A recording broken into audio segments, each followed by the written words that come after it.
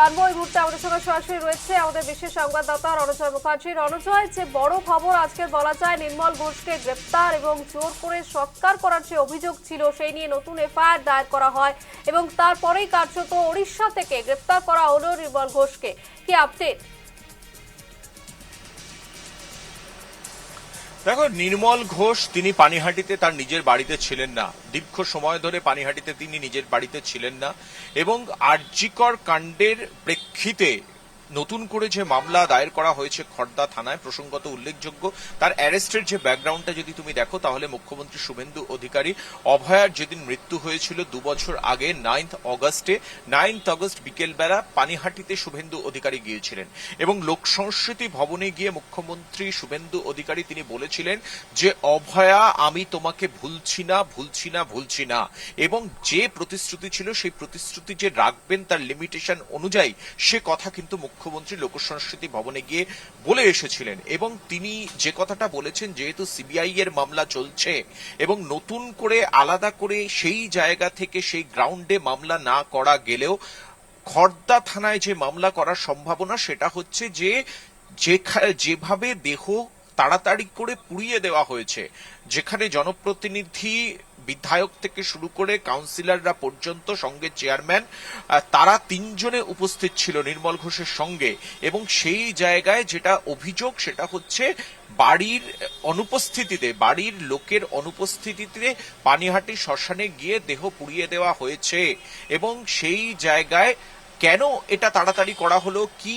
লোকাতে চাইছেন বিধায়ক বা স্থানীয় পুরপ্রতিনিধি বা চেয়ারম্যান, সেই জায়গা থেকেই কিন্তু নতুন করে খড়দা থানায় এফআইআর করা হয়েছে এবং এই প্রসঙ্গে ব্যারাকপুরের পুলিশ কমিশনারকে সরাসরি নির্দেশ দিয়েছিলেন পানিহাটি লোকসংস্কৃতি ভবনের মঞ্চ থেকে মুখ্যমন্ত্রী শুভেন্দু অধিকারী এবং তারপরেই কিন্তু তার বাবা লিখিতভাবে অভিযোগ করেছিলেন, অভয়ের বাবা, খড়দহ থানায়। সেই অভিযোগের ভিত্তিতেই কিন্তু পুলিশ নির্মল ঘোষকে খুঁজছিল। অবশেষে ভুবনেশ্বরে গিয়ে পুলিশ তার খোঁজ পায় এবং নির্মল ঘোষ কোথায় রয়েছেন তার ফোন ট্র্যাক করা, এই বিষয়টা কিন্তু তারপর থেকে পুলিশের নজরে ছিল এবং তারা কিন্তু নজরদারি চালাচ্ছিল নির্মল ঘোষের ওপরে, প্রাক্তন বিধায়কের ওপরে। আমরা এর আগে দেখেছি যে পানিহাটিতে নির্মল ঘোষের বাড়ির সামনে স্থানীয় বিজেপির তরফ থেকে সেখানে বিক্ষোভ প্রদর্শনও করা হয়েছে এবং তারপরে আজকে সকালবেলায় ভুবনেশ্বর থেকে প্রাক্তন বিধায়ক,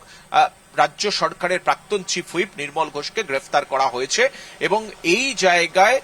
যারা কুণাল ঘোষ তৃণমূল কংগ্রেসের মুখপাত্র তিনি বলেছেন তিনি ডিফেন্ড না করলেও তিনি একটি প্রসঙ্গ তুলেছেন, এই যে কেস অভয়ার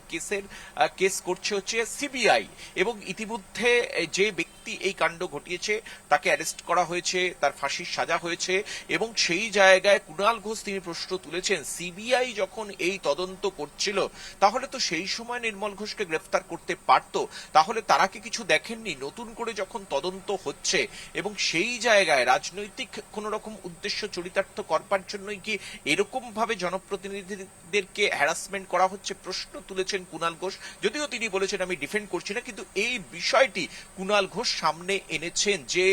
নির্মল ঘোষকে এখন গ্রেপ্তার হয়েছে, সিবিআই যখন তদন্ত করছিল সেই সময় তো আতশ কাছের তলায় নির্মল ঘোষ স্থানীয় বিধায়ক ছিলেন, সেই সময় তাহলে গ্রেপ্তার তিনি হলেন না কেন? সেই সময় কি তাহলে সেরকম কোন রকম প্রামাণ্য বিষয় ছিল না যে কারণে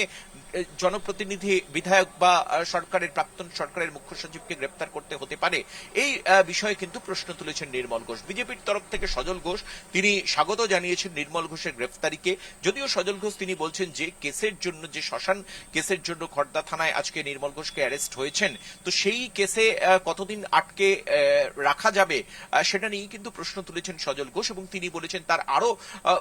তার বিরুদ্ধে আরো বিভিন্ন রকমের অভিযোগ রয়েছে, সেই অভিযোগগুলো যদি সেগুলো সিবিআইও যদি সেগুলো নজর দেয় তাহলে হয়তো এই বিষয়ে উপযুক্ত সাজা দেওয়া সম্ভব হবে। বিজেপির তরফে বিধায়ক সজল ঘোষ তিনি নির্মল ঘোষের গ্রেপ্তারি প্রসঙ্গে এই মন্তব্য রেখেছেন।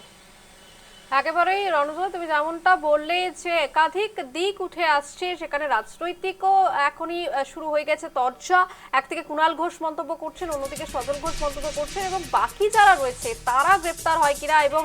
নতুন করে এই যে গোটা ঘটনা সেই ঘটনায় কোনো নতুন মোড় আসে কিনা সেদিকে আমাদের নজর থাকছে। তবে আপাতত ধন্যবাদ রণজয়।